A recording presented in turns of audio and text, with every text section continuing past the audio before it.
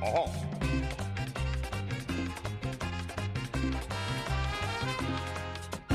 Yo soy el merengue, soy la inspiración de mi país. Yo soy la alegría y soy el sentir de la tierra donde nací. Yo soy el merengue, vibración de los dominicanos. Buenas noches, República Dominicana. Buenas noches, mundo. Desde ahora y hasta las 12 de la noche, todos los sábados, el poder de la palabra.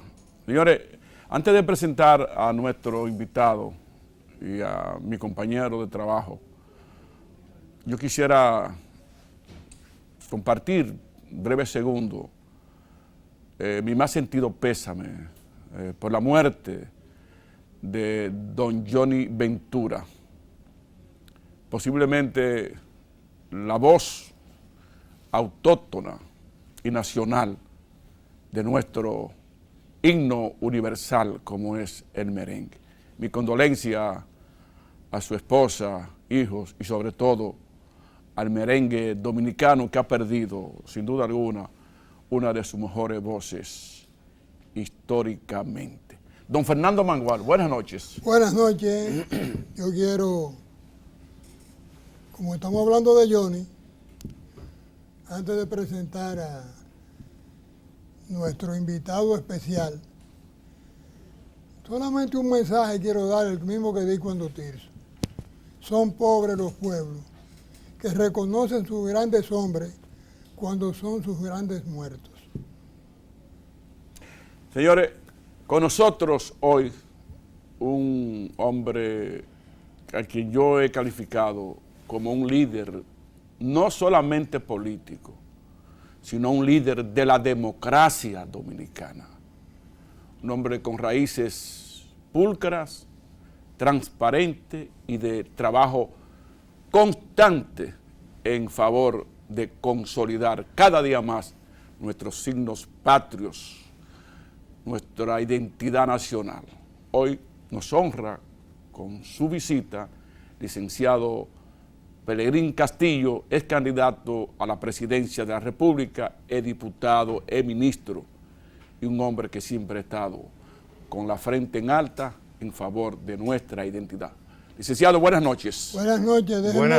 Buenas noches. Muy contento de estar aquí en compañía de ustedes. Gracias por esas expresiones de reconocimiento.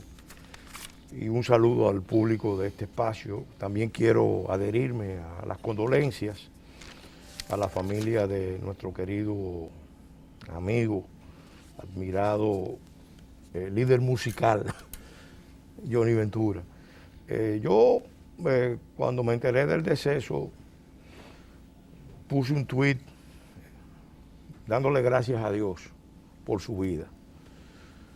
Porque cuando una persona como Johnny parte al Padre, en realidad uno tiene que dar gracias porque fue una vida llena de alegría para el pueblo. Sí, Johnny, con su música, con su gracia, con su carisma, con su talento y todo su equipo, se puede decir que alegraron las generaciones de los últimos 50 años. Y eso, sin duda, es algo que tenemos que celebrar, que tenemos que vamos a decir, valorar mucho. Y los artistas tienen una ventaja cuando mueren, porque es fácil demostrar que ellos perviven en su obra. Es decir, nosotros, si Dios quiere, a lo mejor vivimos muchos más, a lo mejor. Y cada vez que se oiga un merengue, y sobre todo un merengue de Johnny, vamos a pensar en Johnny. Así es. En lo que además fue un ejemplo no solamente de artista, sino de ciudadano. Porque Johnny asumió responsabilidades públicas, las asumió bien, se esforzó por cumplir en momentos críticos del país también dio un paso al frente en defensa de la Constitución, en defensa de la soberanía. O sea, hay que quitarse el sombrero porque fue un ejemplo admirable de la dominicanidad y del arte popular. Así es, compartimos totalmente ese criterio suyo. Licenciado, pero la vida Sí, esa es la vida. continúa. Sí. Licenciado, en estos días acribillaron al presidente Moïse en Haití.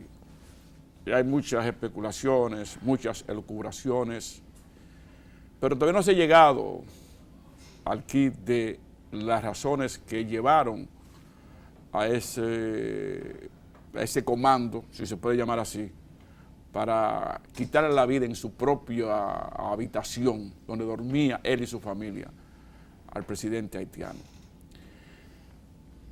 Usted que es un experto conocedor de la política internacional dominicana, ¿qué consecuencias podría tener la República Dominicana después de la muerte del presidente Moïse con Haití? Bueno, la verdad es que yo venía hace unos años denunciando lo que se ha ido confirmando, que es la creación de un cuadro de confrontación, de radicalización, que apunta a un conflicto civil de envergadura, una guerra civil, desde que eligieron a Juvenal Moïse. Él nació con, ese gobierno nació con un lastre, porque la oposición no lo reconoció nunca como un gobierno legítimo. Apenas votaron 19% del electorado, y de ese 19%, él sacó 53%. Es decir, que aproximadamente un 11% de los que fueron a votar, votaron por él. Entonces él nació con ese lastre. Inmediatamente después se inició, ustedes recuerdan, mientras aquí se desplegaba el gran movimiento a la Marcha Verde, en Haití se desplegaba un movimiento parecido, financiado por actores diversos, de Norteamérica, de Sudamérica, cada cual con su agenda, apuntando no solamente contra el presidente, no solamente contra el partido de gobierno, el partido de las cabezas calvas, el TKL, sino que apuntaba ese movimiento a un cuestionamiento de las relaciones de Haití con la comunidad internacional y especialmente con el Core Group. Ahí básicamente se desarrollaron dos enfoques y todavía están planteados. Un enfoque que lo encabezaba Juvenal Moïse, con apoyo de las fuerzas neoduvalieristas y con el apoyo de algunos sectores empresariales poderosos, y el apoyo del Core Group, que tiene la idea de que Haití solamente se gobierna con un régimen dictatorial o con una presidencia fuerte, vamos a decir así, pero desarrollista. Y ese fue el perfil que él trató de imprimir a su gestión. Mientras estuvo el presidente Trump al frente de Estados Unidos, por razones geopolíticas, hubo mucho apoyo al gobierno de Moïse, porque Moïse mantuvo en la alianza con Taiwán. Recuérdense que China, antes de establecer relaciones con República Dominicana, intentó que fuera Haití el que rompiera con Taiwán y se alineara con China Popular. Y Estados Unidos lo impidió en ese momento. Pero estaba el presidente Trump y su equipo que estaba en toda la región. Eso le dio a él una ventaja, porque él tenía el apoyo de ese grupo, que es el más poderoso, está integrado por Estados Unidos, Francia, Canadá, Alemania, España, Brasil, más Naciones Unidas, más la OEA. Los que nunca han hecho nada por Haití. Los supuestos amigos de Haití, los sedicentes amigos de Haití. Entonces, ¿qué pasa? Él estaba impulsando la idea del gobierno fuerte. Él es el recreador del ejército haitiano, pues lo habían abolido. Él lo hace renacer con una decisión ejecutiva, lo podía hacer. Él es el que toma la decisión de crear un cuerpo de seguridad parecido a los Tontomacú. Los adversarios empezaron a cuestionarlo. Acuérdense que los Tontomacú nacen como un cuerpo de voluntarios por la seguridad nacional. Este hombre crea un servicio de inteligencia para enfrentar supuestamente un problema que el mismo gobierno estaba fomentando, que son las bandas armadas. Las bandas armadas, que fue una técnica que usó Duvalier, porque Duvalier, el que lee el libro de Bernard Dietrich, Duvalier, los Tontón Macut, sabe, conoce cómo Duvalier manejó muchas tácticas de crear problemas para resolver problemas. Y eso fue clave en el afianzamiento de su estrategia de poder. Entonces, este hombre estaba siguiendo ese librito, porque las fuerzas que estaban alrededor de él creían en eso. Después él dicta una norma de nuevas reglas para la seguridad nacional al margen del Congreso, porque ya el Congreso se había virtualmente extinguido. De los senadores apenas quedaban 10 con capacidad de decidir. La Cámara de Diputados se había vamos a decir, terminado su periodo. La misma judicatura tenía graves problemas para renovarse. Él tenía muchos choques con la judicatura. En otras palabras, él se convirtió en lo que quería ser un presidente único, fuerte. ¿Qué pasa? Cuando gana en Estados Unidos, cuando toma el poder, para decirlo de otra manera, en Estados Unidos, presidente Biden y Kamala Harris, ahí se le mueve el piso. Se le mueve el piso porque la diáspora haitiana fundamentalmente es prodemócrata y está muy conectada con la administración Biden-Harris, incluso con figuras en los equipos de ambos. Y además influyen mucho en los afroamericanos. En los afroamericanos que a su vez empezaron rápidamente a pedirle a la administración que cambiara la política. Hay una carta que le envió Gregory Meeks, el legislador afroamericano de Nueva York, presidente del comité, chairman del Comité de Relaciones Exteriores de la Cámara de Representantes, donde le hace críticas muy incisivas al gobierno haitiano y le pide al secretario Blinken que empiece a recortar el apoyo, que empiece a exigirle al presidente Moi que tiene que entregar el poder, que tiene que concentrarse en dar elecciones y olvidarse del tema de la reforma constitucional, de la nueva constitución. Y cuestiona también los vínculos del gobierno con las bandas armadas, etcétera, etcétera. Las matanzas que se produjeron, porque se produjeron varias matanzas, especialmente organizadas por el jefe de todos los jefes de las bandas de Puerto Príncipe, llamado Barbecue, Jimmy Cherizier. Ellos se llaman el G9 de las bandas. Entonces, ¿qué pasa?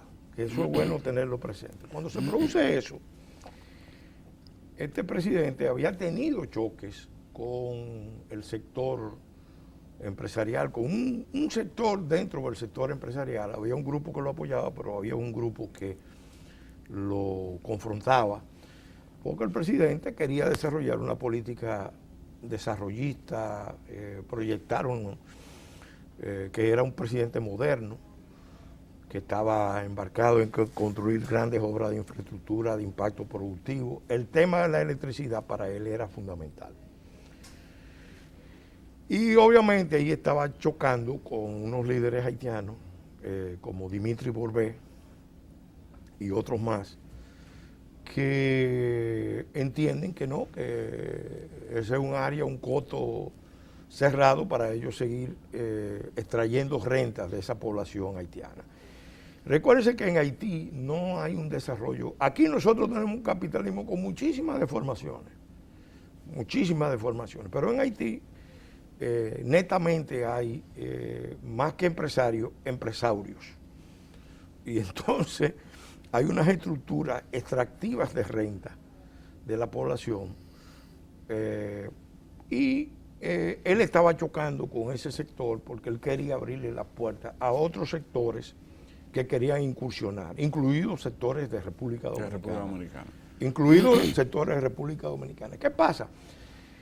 Cuando se da eso, ese cambio en el entorno internacional, el presidente Moïse empieza a girar. Y yo creo que ahí está la clave para entender por qué él muere prácticamente abandonado. Él, por ejemplo, el día 2 de junio, retengan la cronología, el 2 de junio él se reúne con el embajador ruso con motivo de los 25 años de relaciones y le pide formalmente a Rusia cooperación para que Rusia contribuya a la seguridad de Haití. La Cancillería rusa, ante un pedido del presidente de Haití, ofrece ayuda y eso es público. Obviamente hay que imaginarse cómo lo ve Estados Unidos, cómo lo ve el Core Group, porque todo el mundo sabe que en la región ahora mismo hay una gran confrontación geoestratégica, geopolítica, que la encabeza China, pero China no está solo, China está coordinada con Rusia, está coordinada con Irán y tiene 3 aliados fundamentales en la región, que son Nicaragua, Cuba y Venezuela. Licenciado, vamos a pedir su permiso para regresar. Entonces, que usted nos hable sobre la consecuencia de la muerte del presidente Moïse para la República Dominicana. Claro. Regresamos, señores.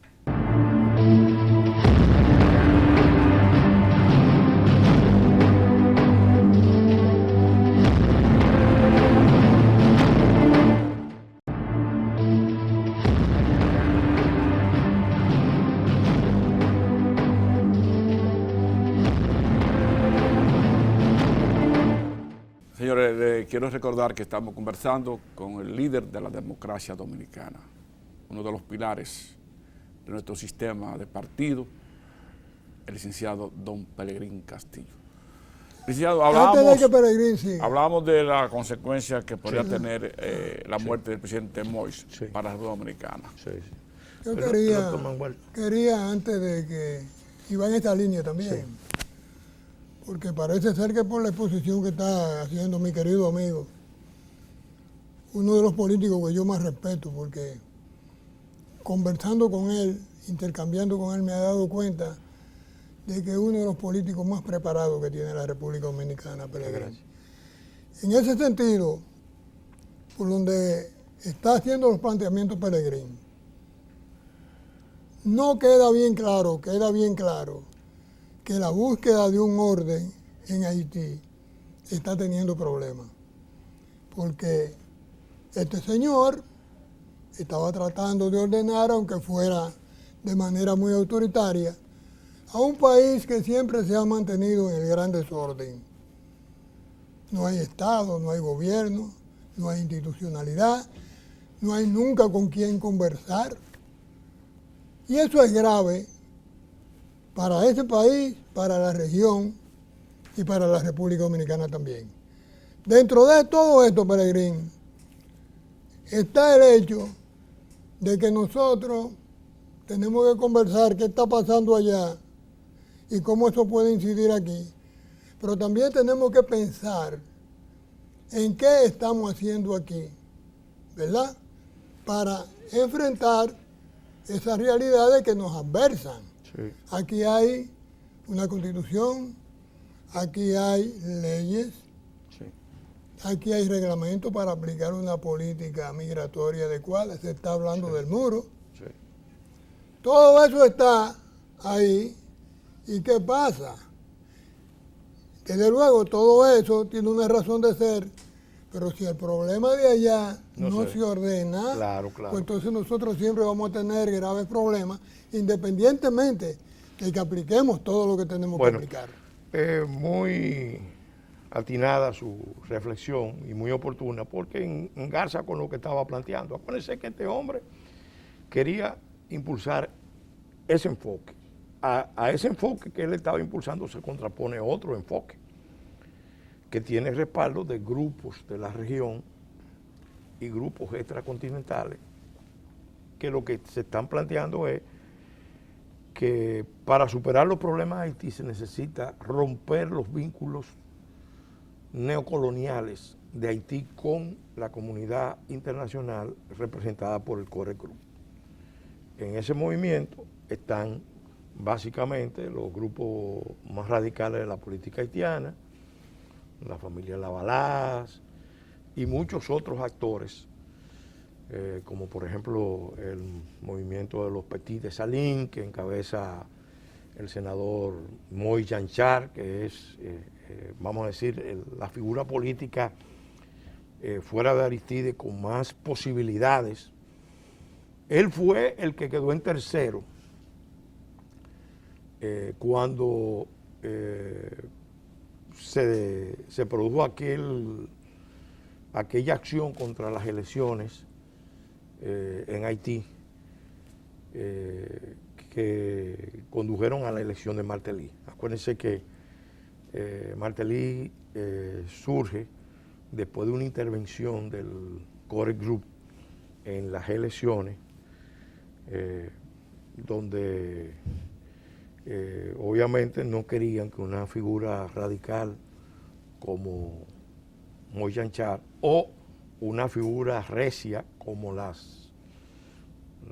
señora Manigá, que es una autoridad, una figura de mucho prestigio en Haití, fueran los que dirigieran el destino de Haití. Al producirse eso, bueno, ese movimiento lo que está planteándose es un movimiento de tipo revolucionario, de ruptura de las relaciones neocoloniales con el Core Group. Ellos denuncian eso como que la tragedia de Haití viene precisamente porque no se le ha permitido a Haití expresarse soberanamente. Porque cada vez que se hacen elecciones, la comunidad internacional, si el candidato que compite no es de su agrado, entonces interviene, cambia las condiciones y se produce, vamos a decir, una especie de golpe electoral. Esa contradicción está ahí, todavía está, ahora está planteada con más fuerza después de la muerte de este hombre, porque este hombre, como decía, empezó a girar. El día 15, por ejemplo, de junio, él se va a Turquía, a la cumbre de la diplomacia de Antalya, y allá se reúne con Guy Lamotte de la oposición y llegan, parece que, a acuerdos importantes, y al mismo tiempo firma con Turquía unos acuerdos para la instalación de 2 plantas flotantes, una en Puerto Príncipe y otra en Cabo Haitiano. Obviamente era un golpe fuerte a los grupos del sector energético. Pero en el orden interno él también y sus partidarios lo perciben ya como un hombre que está traicionando a su partido, que lo está abandonando. ¿Por qué? Porque él emite un decreto que no tenía facultades para hacerlo, pero allá no hay autoridad, O sea, si había uno que podía hacerlo, era él. Parece que la oposición se lo reclamó, que es un decreto de descargo de toda responsabilidad de los gabinetes ministeriales desde 1991 al 2017. ¿Qué significa? Que él le estaba diciendo a una cantidad de políticos de la oposición que ya podían optar por competir, incluido Aristides, y entonces eso lo percibió la gente de Martelly, la gente del TKL, como una especie de traición, porque se estaba entendiendo con la MOD, dictó ese decreto, cambia a Claude Joseph por un candidato, una figura de INIT, que es una figura de mucho prestigio, un neurocirujano, vamos a decir, un José Joaquín Puello allá en Haití, pero a Henry. Ariel Henry, pero con un mandato de crear un gobierno de unidad nacional. Entonces, ¿cómo lo vieron la gente de su partido? Bueno, este hombre está dispuesto a entregarle el poder a la oposición. Ya previamente, el 25 de junio, le había dado un pasaporte diplomático a Aristides para que fuera supuestamente a curarse de COVID A Cuba. Entonces, eso no es cualquier cosa, porque a Aristides lo pudieron atender perfectamente en Haití los médicos cubanos. Y si se necesitaba un equipo, el IDOSA se lo podía llevar en cualquier momento. Pero no lo hicieron. ¿Por qué? Porque en realidad la inteligencia cubana sacó a Aristides. Pero usted dice como con mucho sarcasmo, refiriéndose a la línea aérea. No, porque la línea aérea tuvo que ver con el traslado de lo que mataron al presidente Juvenal Moïse y con el traslado de la viuda. Eso no tiene nada que ver. Lo que quiero decir es que es fácil. El regreso de Aristides. O sea, está disponible. Está disponible. Y puede llevar un equipo de República Dominicana o de Estados Unidos. Entonces, fíjense que la implicación. Aristides, cuando matan a Juvenal Moïse, Aristides no está en Cuba, en Haití. Está en Cuba. Está en Cuba. ¿Qué pasa? Aristides es el gran líder real de Haití. El que ha sido elegido 2 veces presidente con una votación mayoritaria, abrumadora. Y regresado por la potencia. Y en la primera ocasión, en la segunda, la potencia lo trajo, pero le dijo, usted va a estar aquí tranquilo, sin incursionar en política y sin subvertir, porque en cierta forma era un elemento de gobernabilidad tener a Aristides ahí. Pero al sacarlo para Cuba, ya ahí cambia. O sea, cambia la ecuación, porque ya está hablando de un paso. ¿Qué pasa? Eso que se está dando en Haití no se está dando en el vacío. No se está dando de manera aislada en Haití. Se está concatenando con procesos que se están dando en toda la región. Por ejemplo, Daniel Ortega virtualmente acaba de dar un golpe de Estado a la oposición y a la democracia. 18 figuras de oposición, entre ellos 8 candidatos presidenciales presos. Obviamente, esa decisión la toma Ortega por motu propio o sin coordinación con La Habana y Caracas. No. O Daniel Ortega está coordinado con Cuba, está coordinado con Venezuela. Y bajo la asesoría de intenta, Rusia. Rusia, China, Irán. Y Turquía. Irán. ¿Qué pasa? Turquía es un jugador equívoco, porque Turquía está aquí. Sí. Iba a entrar en Haití de la mano del presidente Juvenal Moïse. Turquía quiere estar en la región, pero allá en su zona, Turquía tiene una situación de giro estratégico también. Porque no entró a la Unión Europea y tiene un pie fuera de la OTAN. Entonces, al mismo tiempo, el presidente Erdogan quiere promover, vamos, la presencia internacional de Turquía como, vamos a decirla, como el renacimiento del Imperio Otomano. Por eso hay tropas turcas en Libia, tropas turcas en Azerbaiyán, incluso ahora está organizando el envío con apoyo turco de tropas sirias a Afganistán. Y en la región del Caribe, los turcos tienen un plan. Pero, ¿Y usted quiere ver hasta dónde llega ese plan? Lo de Afganistán, es un momento en que los americanos se están retirando de Afganistán. Sí, sí. Él está haciéndole un servicio a la OTAN, porque Turquía es miembro de la OTAN. Le está proyectando la idea de que él puede mover combatientes de Siria que trabajan bajo línea turca para llevarlo a Afganistán. A apuntalar al gobierno que apoya a la OTAN. Ese es un servicio que el presidente turco, la diplomacia turca está tratando de impulsar.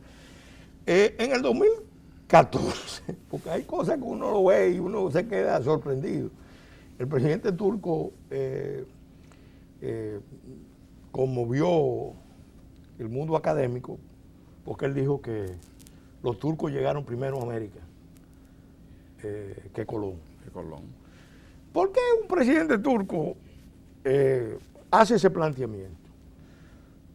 Bueno, porque evidentemente él está enfocándose en tener una proyección internacional para Turquía, pero también en ser un promotor del Islam en muchas partes del mundo. Y resulta que en Haití el Islam ha ido avanzando. Ojo, ha ido avanzando. En Haití hay por lo menos 20 mezquitas, con apoyo de Turquía y de otros países islámicos.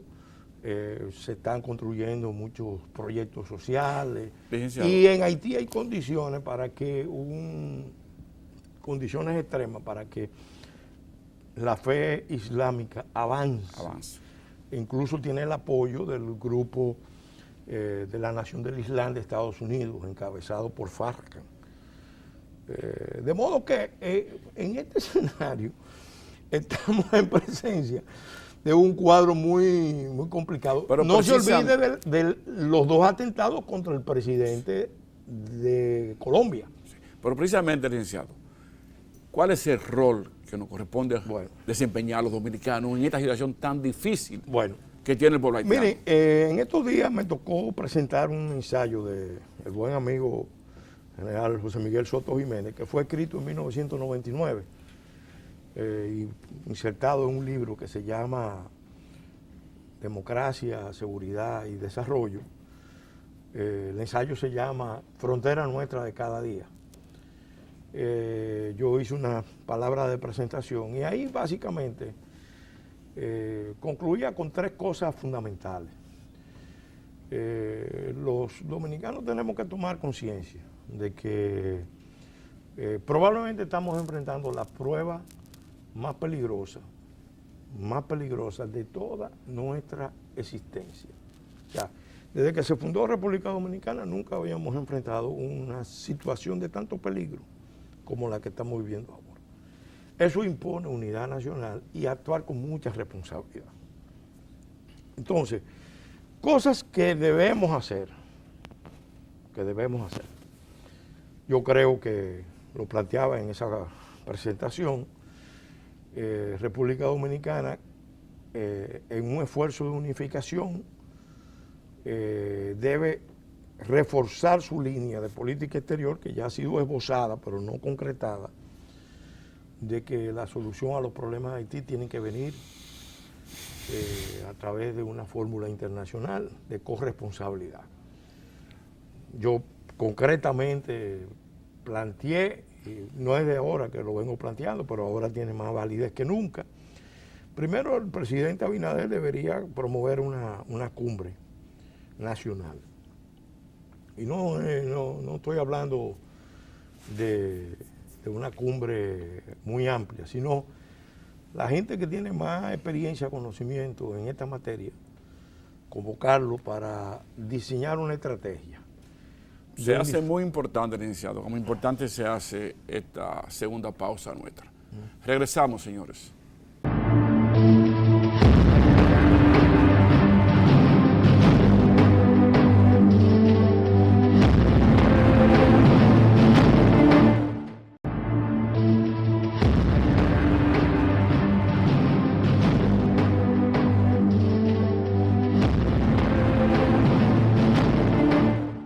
Señores, regresamos conversando con el licenciado Pelerín Castillo. Licenciado, en breves palabras, ¿qué hacer en estos momentos para enfrentar a Haití? Porque es un tema más, otro tema que queremos tratar con usted. En el segmento anterior yo decía que es necesario producir una especie de cumbre para unificar la posición dominicana, para clarificarla, porque todavía no está suficientemente unificada. A nivel de pueblo, sí. La mayoría de la población percibe el problema y está dispuesto a apoyar cualquier política de defensa de los intereses del país, pero es necesario que a nivel de actores importantes se produzca una unificación, porque una disonancia, una parte del problema de nosotros para enfrentar ese reto es que internamente hay un sector que de alguna manera entiende que Haití es una oportunidad y que nosotros podemos ser hegemónicos en Haití y que podemos ser el Estado pivote y abrirle paso a la solución dominicana, ya sea aquí, ya sea allá o ya sea en ambos lados, entendiendo que vamos a ser hegemónicos. Una tontería, una alucinación de alguna gente. Eso debe preceder a una convocatoria de una cumbre internacional. República Dominicana tiene que lanzar una gran ofensiva diplomática para forzar o llamar a la cumbre internacional. Pero tenemos el canciller adecuado para iniciar ese trabajo. Mire, yo creo que el canciller ha ido al Consejo de Seguridad y ha expresado esa posición. Esa misma posición la ha expresado el canciller. De hecho, está en el programa de gobierno del PRM. No, y el presidente de la República también se refirió a el presidente eso ha sido también. claro. El canciller obviamente tiene fortalezas y debilidades. Tiene fortalezas porque está conectado con sectores importantes del hemisferio y especialmente en la política de Estados Unidos, en la administración demócrata. Bueno, los liberales se juntan. Entonces, yo digo que lo importante es que nos pongamos de acuerdo en los contenidos, en la forma. Claro, el gobierno, el presidente Abinader, tiene que estar claro de que mientras más ambigüedad haya en esta materia, es peor. No puede haber ambigüedad, tiene que haber una posición unificada. Por eso planteo la unificación, porque si seguimos dando demostraciones de ambigüedad, no nos creen. Y le voy a poner un ejemplo. Hace 15 días, un grupo de empresariales dominicanos movieron sus lobbies en Estados Unidos, después de la muerte del presidente Juvenal Moïse, para llevar al Congreso americano y a la administración americana un plan audaz de crear el tercer espacio. O sea, es algo que se planteó ya a principios de siglo. El tercer espacio. El tercer espacio. Algo que se planteó a principios de siglo, bajo la administración del presidente Mejía, que no ha tenido viabilidad por una sencilla razón. es fácil de entender. ¿Y cuál es el tercer espacio? El tercer espacio es una zona fronteriza del lado dominicano y del lado haitiano, desagregada, bajo control de los grandes intereses empresariales. Y dice la propuesta de ellos, y esto es una primicia, con el patrocinio del Departamento de Estado. Claro, esto no es nuevo, esto es algo que viene desde aquel entonces, ya en el 2008, 2009, se hizo una junta de los empresarios grandes de aquí con los empresarios grandes de Haití. Y yo le decía, se lo he dicho 1000 veces, señores, los problemas de dos naciones emblemáticas y específicamente de un Haití, Estado fallido, pero que es una nación emblemática, no se puede resolver con una lógica empresarial. No se puede resolver con una lógica empresarial. Creer que eso puede ser solución es una tontería. Primero, lo primero es lo primero. Si Haití es un problema internacional, geopolítico, porque colapsó como Estado, la solución tiene que ser internacional. Eso no lo va a resolver el grupo de empresarios de aquí con el grupo de empresarios de Haití, porque los empresarios de Haití también,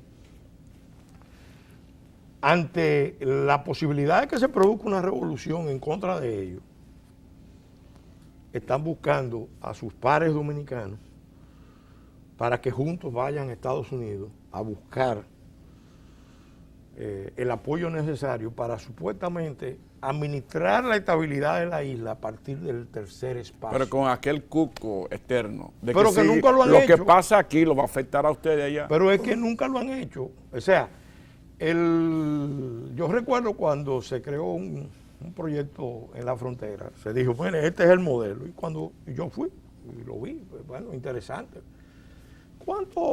¿Qué se ha hecho en los últimos 20 y pico de años?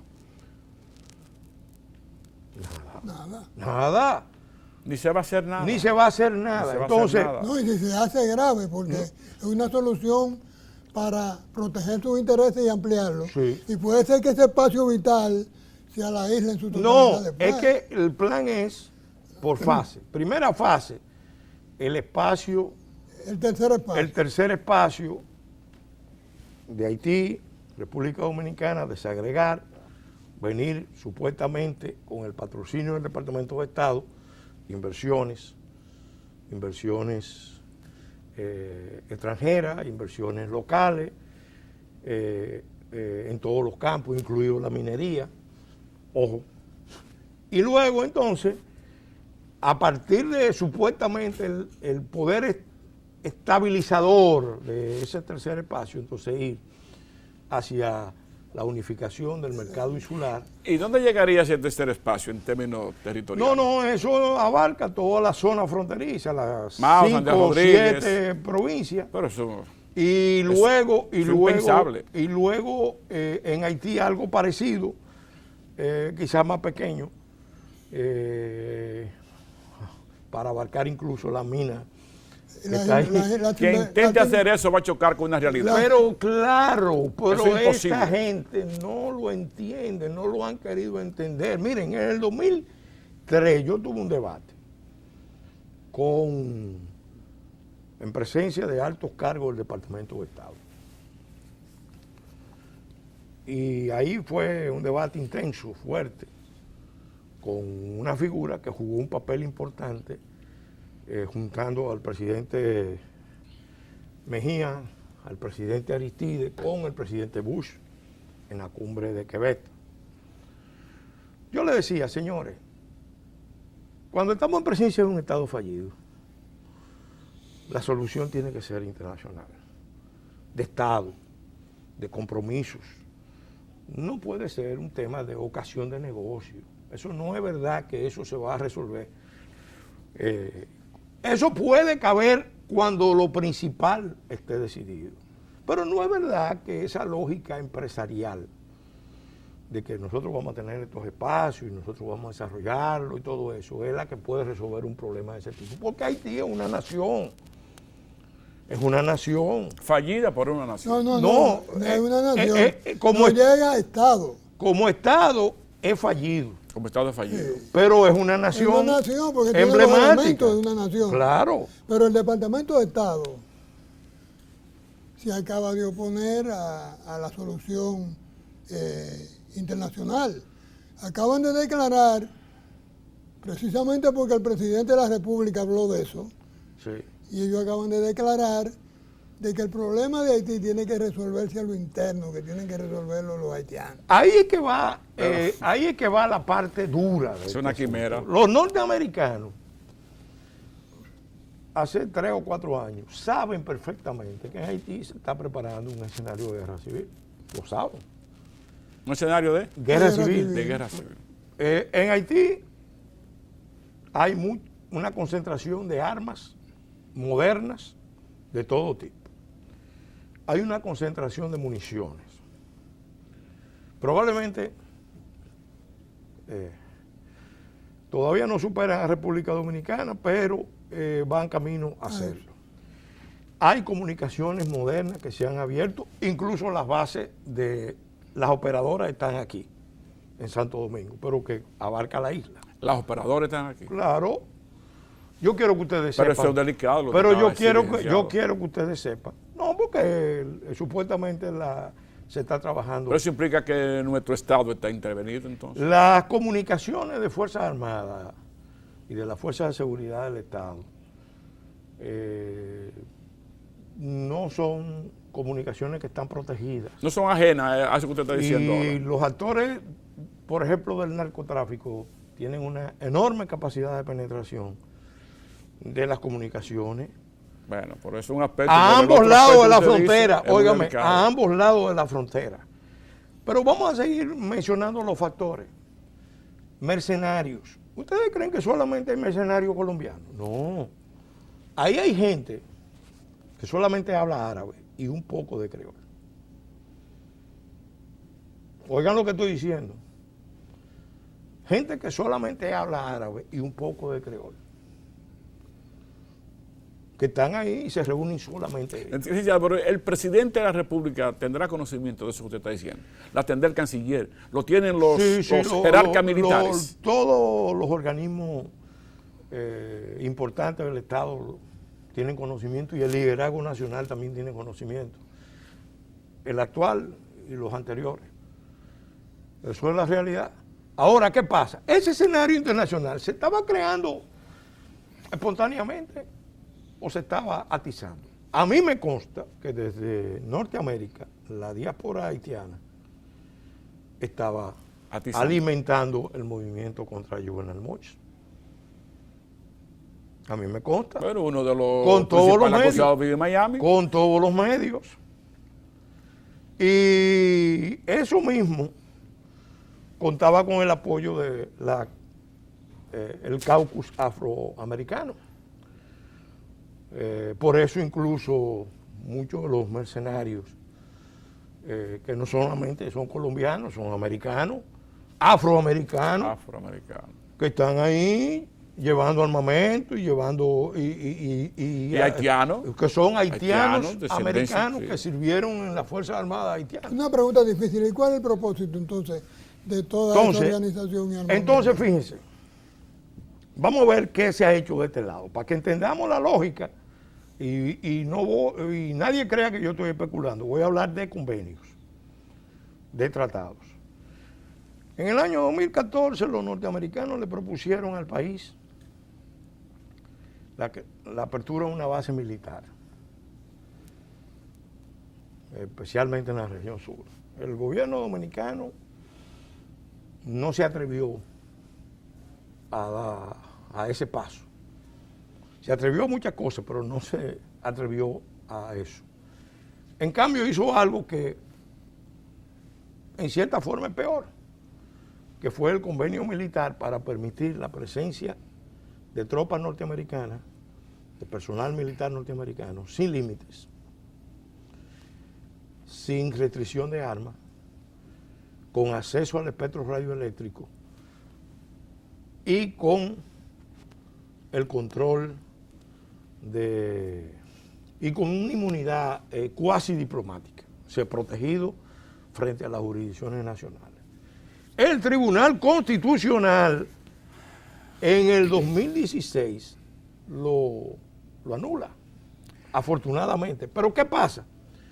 Inmediatamente después que se produce eso, como se estaba discutiendo el acuerdo de pre-checking, entonces se reformula y se le incluye un anexo que nosotros le estamos pidiendo al Tribunal Constitucional que rechace el convenio, licenciado, o que rechace el anexo y algunos artículos para que se vuelva a rediscutir el pre-checking. lamentablemente, licenciado, Bueno, el tema es muy interesante. son muchas cosas que yo puedo mencionar. Y tendrá que volver para seguir hablando del tema haitiano ahora después del asesinato de su presidente. Se nos queda el tema de la ley de extinción de dominio, Sí, es que un queríamos tema que la tratara aparte. porque la Sí. conoce, pero lamentablemente el tiempo ha llegado a su fin y será hasta el próximo El próximo sábado. sábado.